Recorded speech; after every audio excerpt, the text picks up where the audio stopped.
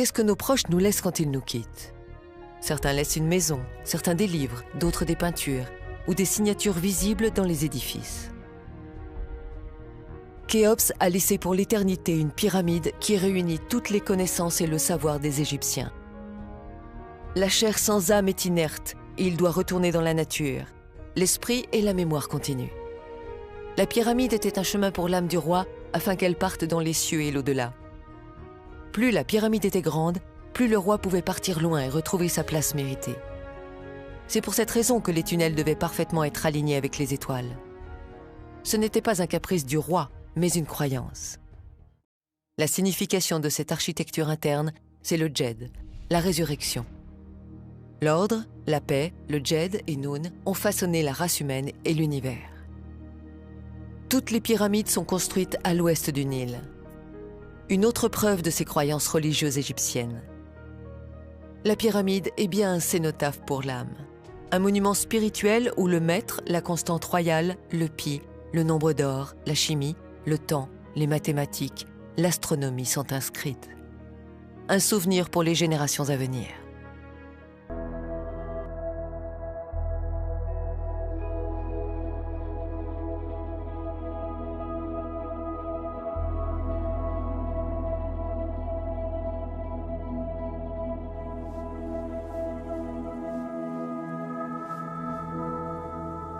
Mais remontons quelques années en arrière.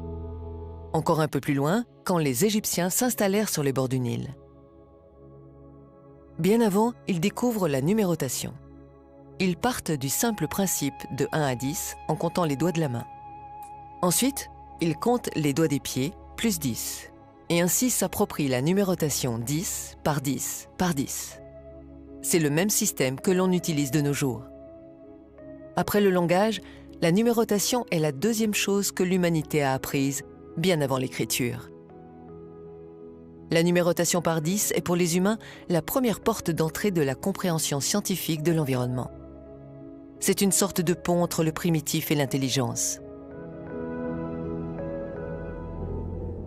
Les Égyptiens observent que l'année est faite de 365 jours plus 1.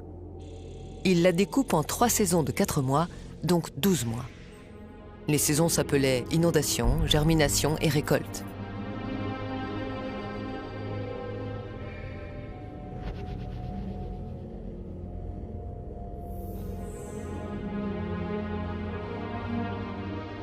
Au fil des années, ils observaient un phénomène étrange. Chaque année en été, durant une journée précise, le 14 juillet, une étoile, la plus brillante, se levait avec le soleil et quelques minutes plus tard, elle disparaissait dans la lumière. Le même jour, le Nil inondait les champs. Les crues étaient fertiles, indispensables à la vie pour produire la nourriture. Les Égyptiens ont divinisé cette étoile et l'ont appelée Sobdé ou Septi. C'est l'étoile qui annonçait les crues du Nil. Aujourd'hui, on l'appelle Sirius. Ce phénomène s'appelle la levée helladique du Sirius. C'est le premier jour de l'année égyptienne. S'en suivaient 5 jours de fête.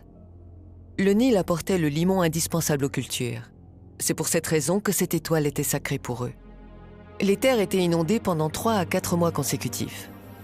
Le travail dans les champs s'arrêtait, alors les Égyptiens remontaient dans les collines pour avoir les pieds au sec. Voilà, c'était parti pour 3 mois de vacances. Et ce fut ainsi pendant des milliers d'années, année après année. Cet épisode est occulté et n'est pas expliqué par les égyptologues. Ils ne parlent pas du tout des crues du Nil. Un esprit naïf se demande tout de suite, mais que faisaient-ils pendant 3 à 4 mois s'ils ne pouvaient pas cultiver les champs? Les Égyptiens vont faire 3 choses durant ces 3 à 4 mois de vacances. Observer, mesurer et tout noter. Dès le retour du Nil dans son lit, un gros problème avait surgi. Les limitations des champs avaient disparu. Il fallait alors retracer les limites des champs de chaque paysan et commencer à semer au plus vite. Et il fallait les retracer correctement pour éviter les disputes. Ainsi, les Égyptiens commencèrent à tracer des lignes droites, des rectangles, des carrés, des diagonales, des cercles et des triangles avec des fils et des bâtons. Tout était noté sur des papyrus. Ce fut le début de la géométrie. Ils comprirent un fonctionnement fondamental de la nature. Tout est fractionné ou assemblé en petites unités égales.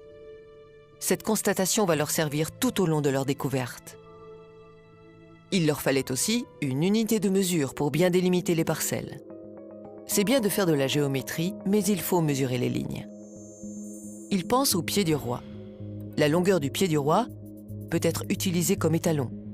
Cet étalon sera multiplié et distribué dans tout le royaume. Ils essayèrent les pieds, les bras, les jambes, les coudes du roi, mais il y avait un problème. Cette unité n'était pas fixe. Le problème était réglé pendant son règne, mais tous les rois n'avaient pas la même taille. Le roi suivant voudrait sûrement qu'on utilise son pied ou son coude par jalousie. Dans les collines, en attendant le recul du Nil, les Égyptiens réfléchissaient et cherchaient une solution au problème.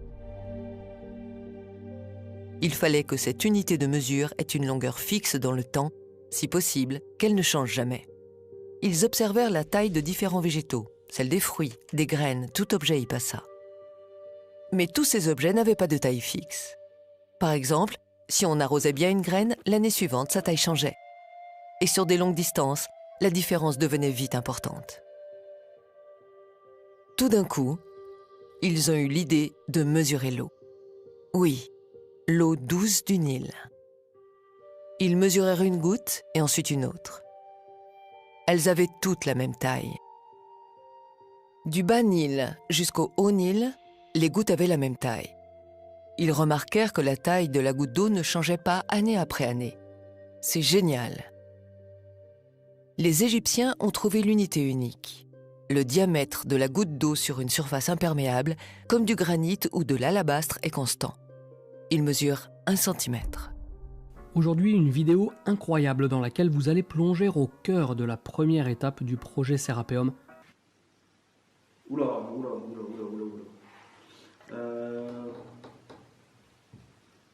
Donc ça c'est l'arête N sur le schéma. Est-ce que les Égyptiens connaissaient le mètre ou pas? J'en sais rien. En plus t'as vérifié la mesure, hein, tu l'as mesuré 2 fois. Je double toutes les mesures à chaque fois. Ouais, ok. Donc là, on est 1 mètre. 1,000 mètre. 1 mètre pile mesuré au laser 2 fois de suite. Ils vont nommer cette petite unité doigt royal. 10 gouttes d'eau, soit 10 doigts royaux, égale une main royale. 100 gouttes d'eau, donc 100 doigts royaux, ou 10 mains royales, égale une jambe royale. Des siècles plus tard, on sortira ces découvertes des coffres secrets et on les renommera différemment. Le doigt royal sera appelé le centimètre, la main royale le décimètre et la jambe royale le mètre. On les présentera comme des découvertes récentes et on se les appropriera made in France. Le diamètre de la goutte d'eau douce mesure ce qu'on appelle aujourd'hui 1 centimètre. L'eau est une constante universelle. La taille de la goutte d'eau douce ne changera jamais pendant des milliers et des millions d'années. Oui, l'unité universelle, le mètre, n'a pas été inventée en 1780, mais elle fut découverte par les Égyptiens il y a des millénaires. Le mètre est une unité universelle parce qu'elle est mesurée sur l'eau. L'eau est la seule matière qui soit stable. Tous les autres matériaux ou objets sont difficiles à mesurer ou alors ils varient dans le temps. L'architecture de l'univers entier est construite sur cette unité. Sur le mètre, cette unité immuable, ont été définies les 6 unités fondamentales de la physique et de la chimie d'aujourd'hui.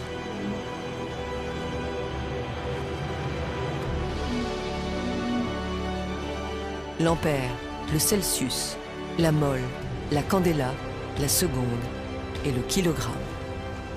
Donc, tout.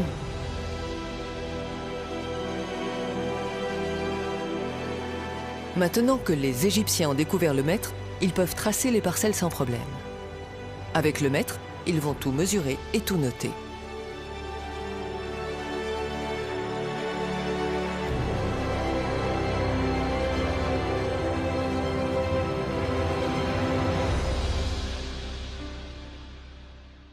Ils prennent un disque de diamètre d'une jambe royale et l'entourent d'un fil. Ils déroulent le fil et le mesurent. Le périmètre du disque fait 3 jambes royales et 14 doigts royaux. soit 314 doigts royaux. Un disque de diamètre 10 déroulé correspond à 31 unités et à 4 sous-unités. Un disque de diamètre 1 correspond à 3 unités et à 14 sous-unités. Un chiffre ressort à chaque fois. 314, 31,4, 3,14. Il pense que ce chiffre est important. Ce chiffre, c'est le pi, 3,14. Les Égyptiens connaissaient avec précision le pi bien avant Archimède. De cette expérience, ils vont aussi déduire le système décimal. Ils découpent le disque en 6, le mesurent sur la jambe royale, le mètre.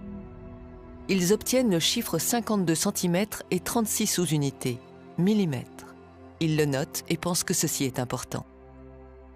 Au fil de leurs observations, ils constatent que le volume d'une sphère représente 52,36% du volume d'un cube.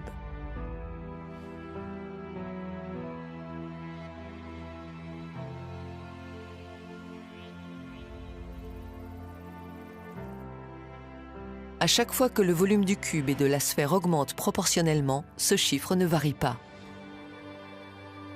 Ils viennent de découvrir l'une des constantes universelles les plus importantes gardées secrètes, le 52,36. Par 2 fois, dans les volumes et dans les formes, ce chiffre est partout. Ils ont conclu que ce chiffre est sacré. Les Égyptiens avaient découvert le chiffre 52,36, qui est une constante universelle comme le pi et le phi. Le 52,36 est une constante universelle importante, plus que le pi et le nombre d'or, puisqu'elle relie l'espace en 2D avec celui de la 3D. Maintenant, comment utiliser ce chiffre unique? Ils posèrent un bâton sur la jambe royale, le mètre, qui est divisé en 100 unités. Ils coupèrent le bâton pour qu'il fasse 52 doigts royaux et 36 sous-unités. La coudée royale était née. La coudée royale vaut 52,36 gouttes d'eau, c'est-à-dire 52,36 cm. À partir de ce moment-là, toute l'Égypte aura pour étalon une constante universelle, la constante royale. La coudée royale égyptienne, telle qu'elle est présentée dans les musées, 28 doigts ou 7 paumes, est incompréhensible. Elle est déguisée de façon à ce que le peuple ne comprenne pas l'origine de cette coudée. Peu importe qui a déguisé la coudée, mais quand on la pose sur un mètre, elle affiche 52 cm et 36 mm. Elle devient une constante universelle. Elle prend tout son sens. Ils inventent une autre mesure, la moitié du mètre moins 5 mm, appelée la coudée royale babylonienne. Ils utiliseront ces 2 étalons, et le mètre restera caché. C'est pour cette raison que l'on retrouve partout le mètre dans la Grande Pyramide, puisque la coudée royale est graduée sur le mètre. Toute autre unité, le yard, le pouce, le mille marin, le pica, le pied, sont tous étalonnés arbitrairement ou gradués sur le mètre. Il n'y a rien d'universel ou d'invariable dans la nature qui mesure 1 pouce, 1 yard ou 1 mille.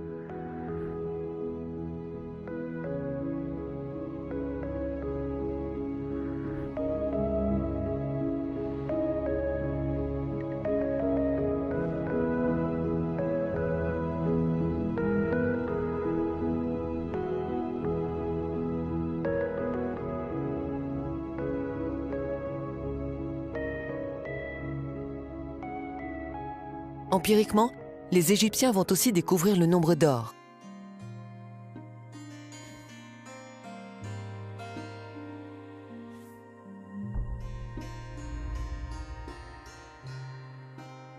Ils raisonnent ainsi.